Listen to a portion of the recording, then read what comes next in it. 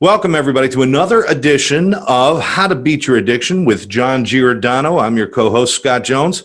I want to thank everybody for joining us. And please remember that if you like this show, well, you know what? Even if you don't like the show anyway, share it with your friends and make sure that you register or subscribe to the channel so that you can get notifications about our upcoming shows. We spend a lot of time talking about addiction and things that are affecting us in our everyday lives. So we encourage you to please share this with your friends and definitely send us comments. You can visit John at johnjgiordano.com. That's johnjgiordano.com. It's on the screen.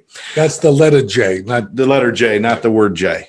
Which would be like a blue jay, which you like a blue jay, which yeah, you ain't. I'm a bird. I could fly around.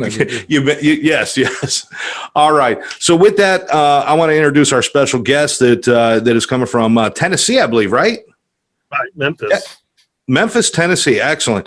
His name is Alan Katz. He is a licensed professional working in mental health and with addictions and all sorts of stuff. You can also see him. He is the Healthy Intimacy Coach, and you could check out his website at Alan J. Katz, and that's the letter J, just like you, John, alanjkatz.com. But yeah, for now, John, this is a great guest. So you guys are going to talk about addiction in a different form than most people might be thinking about, right? Well, what we're going to talk about also is everybody thinks addiction is only based on substances, but it's also based on behaviors. And well, Alan, why don't you talk about what is sex addiction? The sex addiction is, like you said, it's not a substance, but it's a behavior. And so it's treated a little bit differently.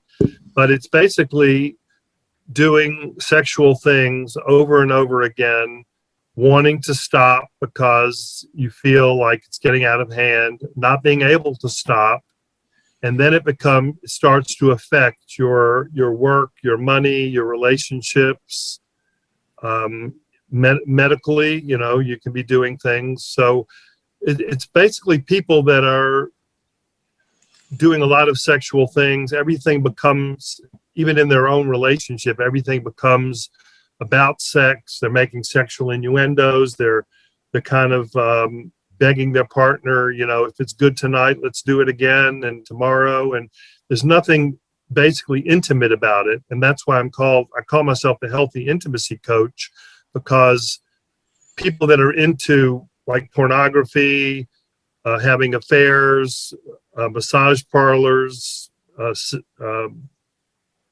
strip clubs, things like that are doing this all the time.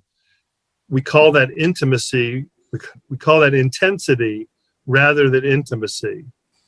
Okay, the intensity of porn, for example, when it's watched, and I'm not saying there's anything wrong with it, but when it's watched for hours and hours and you're neglecting things that you need to work on, then that's where it becomes an addiction. Well, so I think if you continue to use a substance or a behavior in spite of adverse consequences, we might want to see that you might need help. And also about the shame and the guilt that's attached to this. A lot of controversy, excuse me, that, sex is normal, sex is this, and sex. Yes, it is. But when it becomes where you stop putting yourself in harm's way and your family members, that's when you have to take a look at it, and where you cross that line, that what we call addiction, something that you can't control, something that you're always preoccupied with.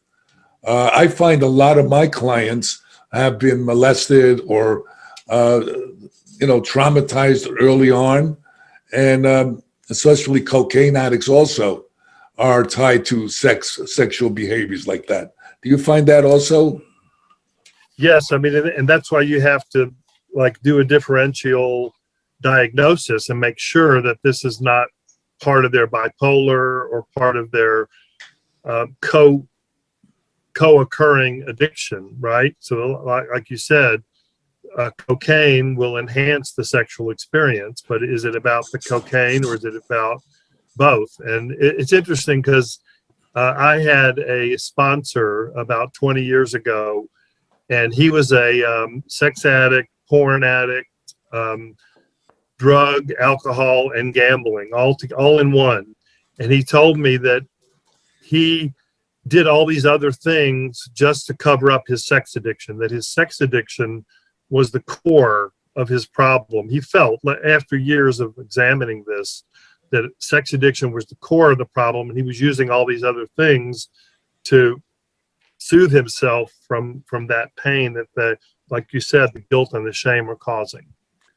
Well, you know what's interesting is, like, if you think, like a lot of my clients tell me that, you know, the sex is what drives them, and then they do the cocaine to enhance all of that, you see? And then afterwards, they get depressed, even if they don't do drugs, after sexual encounters that you know is not good for you. In other words, you know, people that are using unprotected sex, you know, how you can destroy your family with that, and your job, and so forth and so forth. They always think about the sex first, and then the drugs come second. So that's how I kind of say sexual addiction is first. Right. And on the other hand, they might, if they're using alcohol, for example, it lowers our inhibitions, right? And we might say yes when we really want to say no because we're inebriated. Right. Same thing with cocaine. You know, we're always looking. Cocaine and porn are very similar because we're always looking for that high in cocaine, and we never get there again. We get there one time, we never get there again. We keep trying and trying. And porn is very similar in that it, you know, I'm always looking for something more exciting and more weird and more. Well, it's called chasing the buzz. Yeah. We called it an addiction. Yeah. And then that's part of the addiction cycle, is that after we do that, we feel that sense of shame and guilt. And the only way for addicts to know how to get past that shame and guilt is to do it again, you know, because they don't know how to break the cycle, basically. No, they don't. And what we're going to talk about, I assume, later on is talking about how to break that cycle. You know, unfortunately, it's not in the DSM-5. That's the book that tells people about the different diagnoses for people that understand that. But you know what just came out, Alan? I don't know if you know this. The World Health Organization said that it is an addiction, and they put it into their. That's right. You know, right? Okay, you know that, right? Yeah. It's called ICD-11 is what it's called, and it was just recently put in there, included in the World Health Organization. If I can read you the little quote about how they describe what sex addiction is. They say that they define compulsive sexual behavior disorder as a persistent pattern of failure to control intense, repetitive sexual impulses or urges resulting in repetitive sexual behavior. That's how the World Health Organization defines it. Which is interesting. Yeah, I mean, our critics call us, you know, sex negative. Like we're not, you know, we think sex is it's totally not true. We're very sex positive. We're all for sex. We're all for limiting it so that it doesn't start to affect, like we said, all these other things, right? If it's dangerous and now you're going to give it to your wife, that's not something we need to keep doing. Well, you know, it's just like doing drugs. Look, I'm a recovering addict. I have 36 years now in recovery. But when I did coke, if it didn't cause me to have adverse effects, I would still be doing coke, you know? And the same thing with sexual behaviors, okay? I mean, look, if you have sex, there's nothing wrong with sex. The problem is if you endanger your partner because you're using unprotected sex, if you're going out of your relationship, out of your marriage, and having sex with, you're going to cause a disruption in your life, and on and on and on and on. Then you have to take a good hard look at, you know, what am I doing? Why am I doing this? Do you need to go get help so someone could help you to figure out what's going on with these behaviors that are causing a disruption in your life.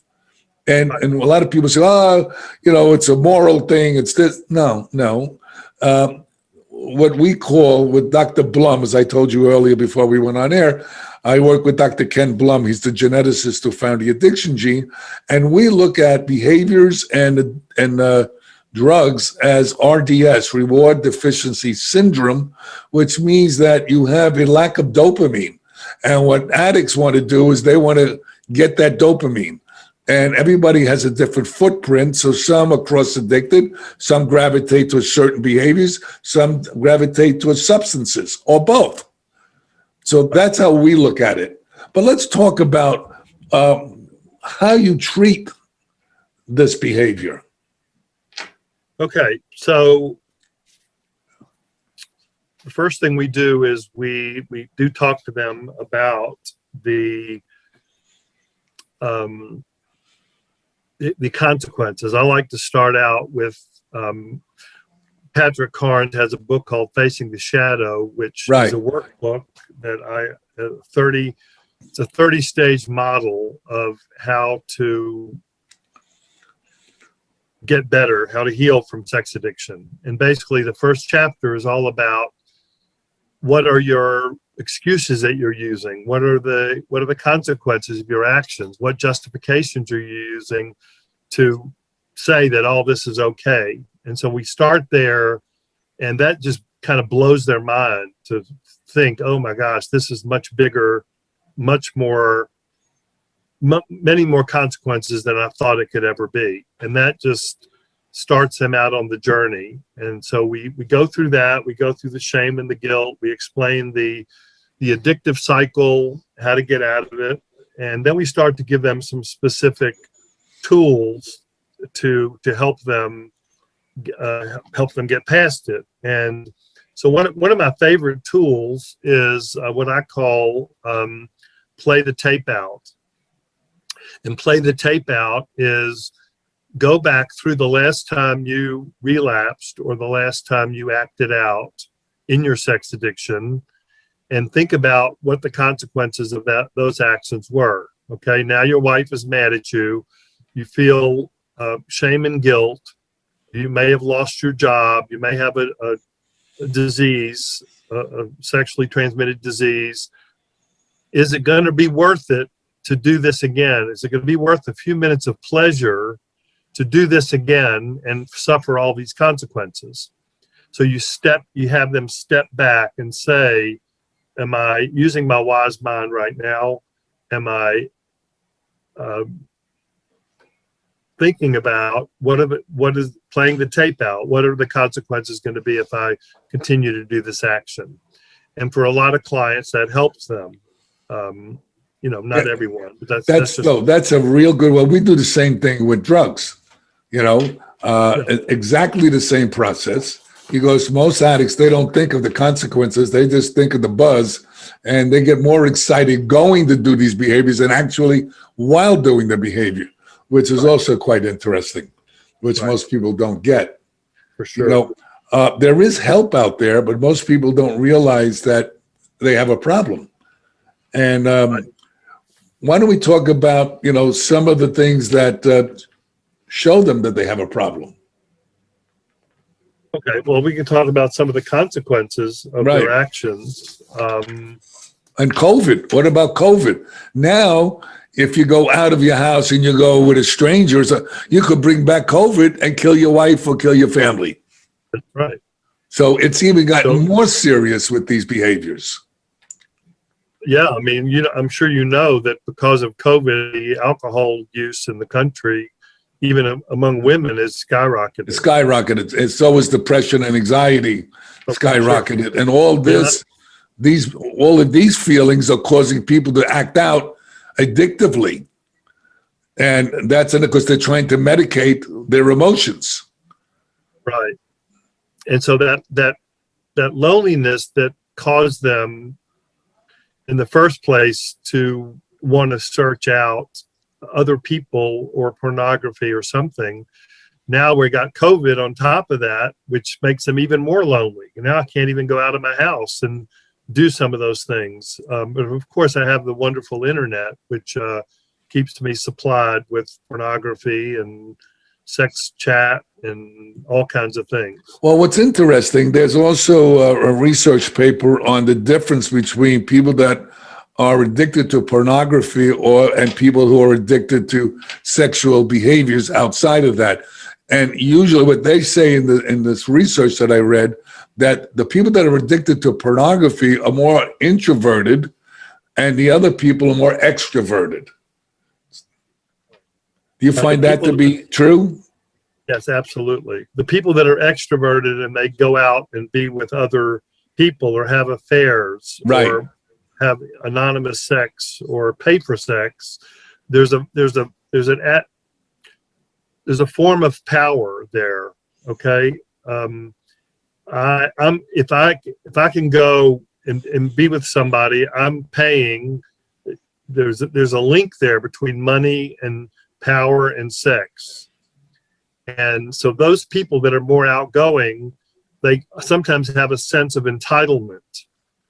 You know, that they may have grown up where there hasn't been a lot of boundaries or a lot of rules, and they kind of feel like I can do whatever I want to do. Nobody's ever given me any stop me, so therefore I'm an adult now. I've had a really good year. I'm making a lot of money, and I'm entitled to do whatever I want to do. So I'm going to go and be with some other people because it builds up my sense of self-esteem. But with pornography, it's like I need somebody to give me attention or give me affection. And so I'm going to go to pornography where, again, I'm in control of the situation, right? I can turn you off, turn you on. But it's more of the other way of addiction, which is I'm feeling a sense of loneliness, I'm feeling a sense of boredom, low self-esteem, and I need somebody else to fill that hole in my soul with that. And so I turn to other people and I turn to pornography. I have a really interesting example of this. I did some work. I had a phone group once, and I had a man who told me that every day after work for almost 30 years, he was going to an adult movie place. This was way before the internet. Every day after work. And I was telling him that if you can stop for 90 days, it's going to rebuild the neural pathways in your brain. And he said, I want to try that. So the first day he calls me and he says, I can't do this. These were my friends. They were my friends. I said, who are your friends? He says, those people on the movie theater, those people on the screen, they were my friends. And so, like, that shows how crazy it is. The people people up on a movie screen were your friends. Well, it's interesting. You talked about the neural pathways, but we're finding out that the brain, okay, when you do these behaviors over and over again, you create a neural pathway, okay, where it becomes something that you just have to do, you know? And it's the same thing with changing the behavior. Like you said, 90 days, it takes 90 days to change a behavior. And people don't understand that there's a relationship between your neurotransmitters and the chemicals in your body and the way you respond to those chemicals. So, you know, also what a lot of people don't realize is that addiction, and I call sex addiction, okay? Just like gambling, just like work addiction. They go, oh, I have to work. Well, yeah, until you work so hard that, you want to give your family and to put a roof over, then you turn around, you don't have a family because you're never with them. So people don't understand when you're out of balance. What this is about is being balanced or out of balance, I believe. So, it's just addiction is something that permeates every part of your body, your soul, your spirit, everything. And in order to change that, you have to be vigilant. You have to seek help. Okay, you're not going to do this on your own. And people say, well, I can do it. I can handle it. Well, how you doing so far? And that's just the way it is. But what a lot of people don't understand is people have low thyroid. which can cause depression and anxiety. And if you're prone to addiction, you're going to look to medicate it. Or leaky gut syndrome, or H. pylori, which causes depression and anxiety, or low testosterone causes depression. Most people don't look at this. If you don't take care of those things and you keep on trying to medicate the depression and anxiety, whatever your footprint is, you're going to go in that direction. So, I ask my clients, like, is the sex addiction causing your depression, or is your depression causing your sex addiction?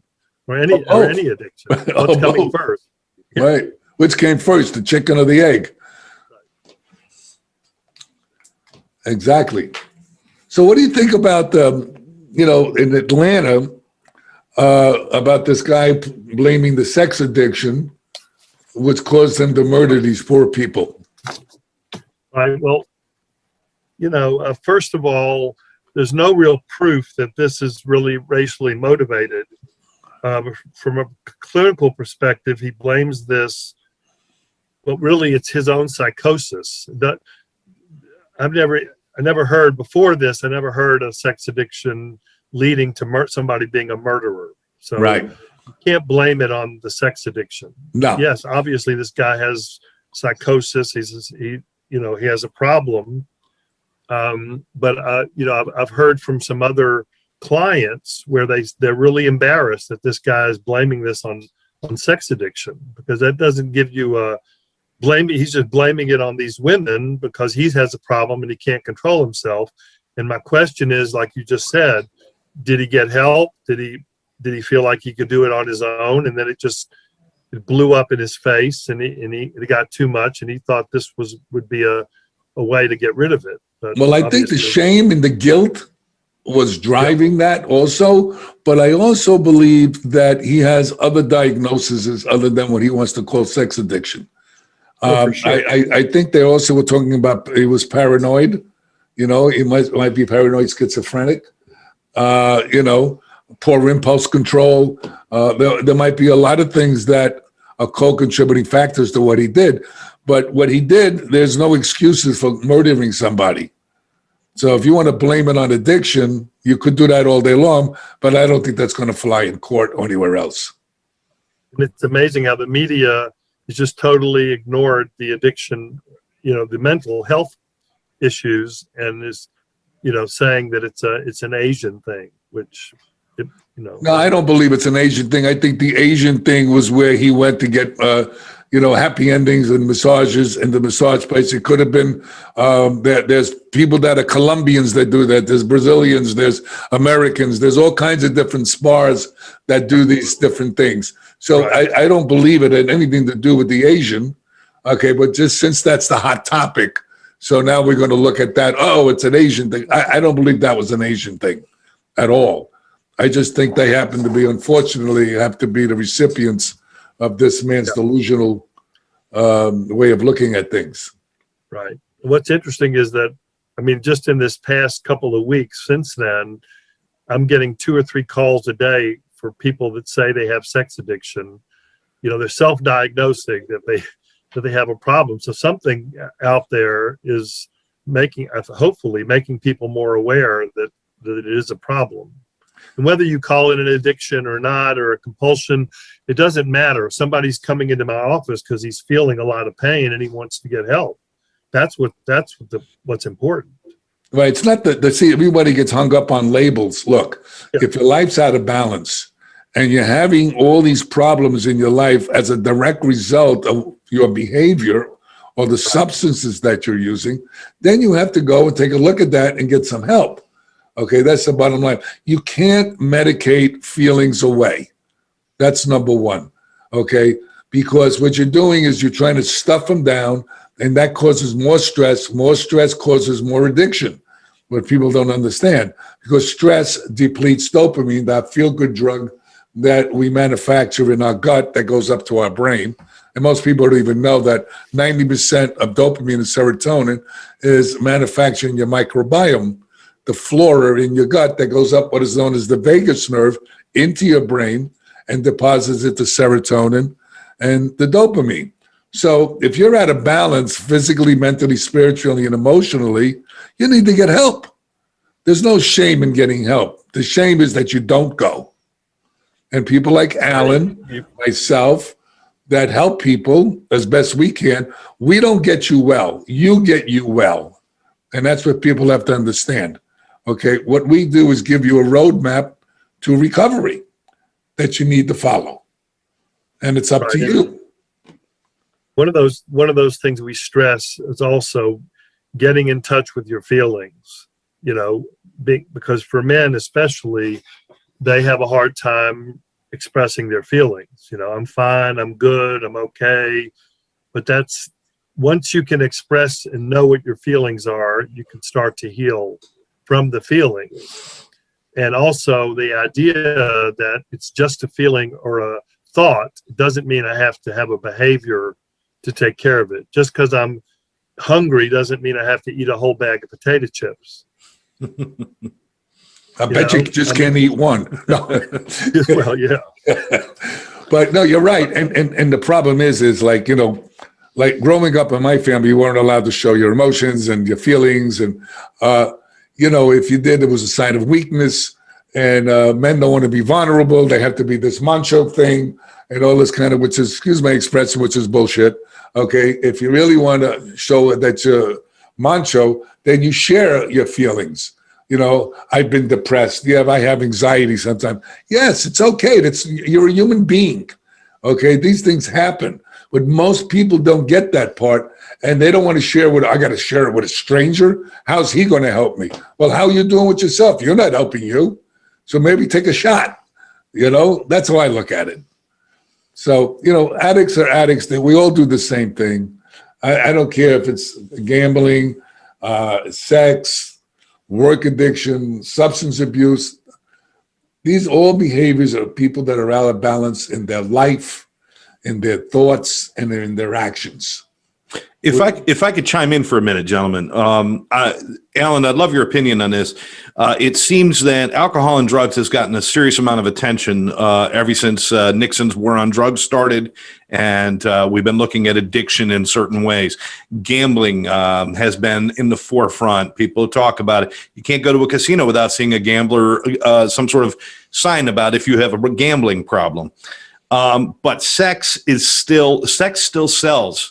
And it's not talked about. I mean, the blur between intimacy and sex is really perpetuated through TV, movies, advertisements, and everything else. So it's almost like it's almost not good to bring up sex addiction for advertisers and other people. So is it being swept under the rug, in your opinion, in society? The addiction part, or? Well, the sex addiction, is it not getting attention because we don't see it, or because we don't want it to get attention? I don't think we don't understand it. That's what the issue is. Right. Most people think that sex addicts are perverts and walk around with the trench coats on, and that's what they think. I just don't even know if anybody even owns a trench coat anymore. I do. Now they're going to think we're murderers now too, it's crazy. But it's just, I have doctors and surgeons, and I have people that do clean up houses and, work in factories. I have all kinds of people, and they're all the same. They all have the same problem, and they all, I do a group and they all get along, and it's really nice. But you're right. It's interesting how in social media, they're trying to limit and tell us what are you allowed to call this person, and what's politically correct, and what can you say? But they're not worried about, promoting pornography on their sites. That's okay. And nobody's talking about that. Nobody's talking about, is it okay to send nude pictures? Our teenagers are sending nude pictures of each other, and so sex in itself, especially with pornography, is sexualizing and objectifying women, and nobody's talking about it. Well, what's really interesting, you said that about the young people sending nude pictures. That's so common today. We didn't have cell phones before. We had beepers. I don't think you can send a picture on a beeper anyway. But it'll beep, but that's about it. but they send these pictures on their phones, and it's like crazy what's going on. And that's how they communicate with each other. They don't even talk; they text each other. They text and they do pictures. So I know one picture's worth 1,000 words, but I mean, this is getting a little out of hand. But you would be shocked at the 40 and 50-year-olds that are also sending. Oh, absolutely! Look at the politicians. I forgot that guy's name who's sending his pictures. Oh, yes. Right? I can't remember. Yes, I mean, it's like unbelievable what's going on in our society. It's like Sodom and Gomorrah in a way. What's really happening, and it's just because we have so much internet use. There's so much. Everything is real time, and that's how people are connecting with each other. And it's getting crazier and crazier out there. It's depersonalized. We're not personalized anymore, and I think it's been almost the end of intimacy as we used to know it. No, you're objectified. You're not personalized. Everything is not personal anymore. It's all on the screen, so there's no intimacy, and that's really hurting us, isn't it, Alan? Right. I mean, that's why I call myself the healthy intimacy coach, because I try to bring them from the intensity of all these distractions like porn and like the cell phone and like all these things. I try to bring them from there to learn how to be intimate with their partners. Well, people don't understand, intimacy is into me you see. And that's called relating with each other. And that's how you bond with another human being, by being vulnerable. And once you learn to be vulnerable, yes, can you get hurt? Yes, you can get hurt walking across the street too. So what does that mean? You don't walk across the street? So you have to learn, how to be open with your partner. And they want to do the same thing. Once you open up, they'll open up eventually. So it's that kind of thing that you want to do to get closer to people. But most people are very guarded, and they don't want to get close with the other person. So they seek outside themselves so they can be anonymous and look at porn or go get a massage from somebody that, they not have to be intimate. But the interesting thing about that is that after you do this sexual act, the depression that comes and the shame and the guilt, it's like, you're excited going. And even during, you can start experiencing that shame and that guilt. And then afterwards, you carry that, and then you put it in that room that you don't want to go in, and you don't think about that anymore. So thinking things through, like you're saying, reminds you of what you went through in the negative sense, not the positive sense, which will help you and guide you not to do the behavior again.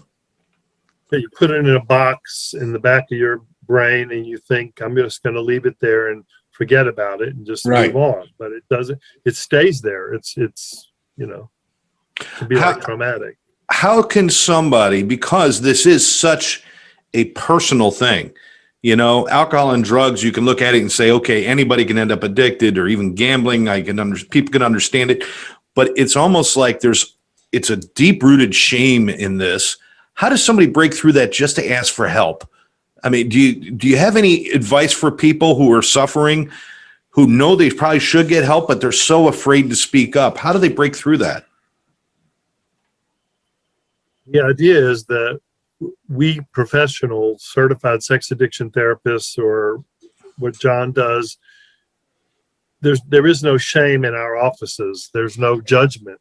I've heard this before, and I've had people come in and kind of stutter, or especially when they're making the appointments. You're like, well, what's your issue? I want to send you the right paperwork. And they go, I have a problem. They can't even say the word. But in our offices, I've heard it already, and I know how to treat it, and I don't judge them, and I make them feel comfortable. And it's, it goes back to that idea that I need to ask for help. And unfortunately, for some people, it takes hitting bottom, where they're threatened with divorce, or they're threatened with a medical issue or something, where they have to go get help. And sometimes I ask them, are you here for you, or are you here for your wife? Because your wife's sending you here because she just found out She just saw what you were texting some other girl. Are you here for her? Or are you here for yourself? And so that like on my LinkedIn page, I'm trying to say trying to stop the stigma. That this is a real addiction, just like any other addiction. It's not a perversion. It's not a moral problem. It's a disease. It's like diabetes or an allergy or something like that. Well, everything we're talking about sounds just, if I wasn't talking about, I didn't know we were talking about sex addiction, I would think we were talking about substance abuse, because it's exactly the same as far as I'm going to. Yes, the symptomatology is different. It's just like, alcoholics are one way, addicts are another way. We have a little joke with that. It's not really funny, but it is. If an alcoholic that's drunk steals something from you, the next morning when he sobers up, he'll give you your stuff back. But if an addict steals something from you, next morning he'll help you look for it. So, that's just the way, there's different things, the way people respond to certain substance and behaviors, but basically they're all rooted in this self-loathing, actually, which people don't realize, because you self-loathe yourself. How can I be like that? Why can't I stop myself? What's wrong with me? I can't tell anybody about this, because if I do, they're going to look at me and I'm going to feel more shame and guilt. And also the person that you're going to, like a massage therapist or a prostitute, that you're also hurting them as well, because you're adding to their misery.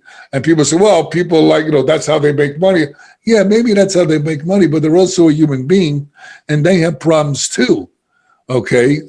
So, and that comes into play when you come into like spirituality and how that's affecting another human, because you want to be selfish and self-centered. You want what you want when you want it. And, since you have money, you can pay for it and get that. So what are you doing? What kind of person do you want to be? So it's a very difficult situation, these addictions. Right. And sex addiction treatment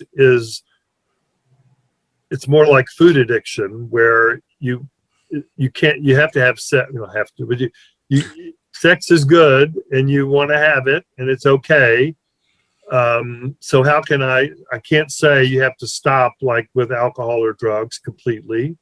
You can do that for a while, maybe a month or 3 months, which we recommend sometimes, just to get those to get the neural pathways balance back.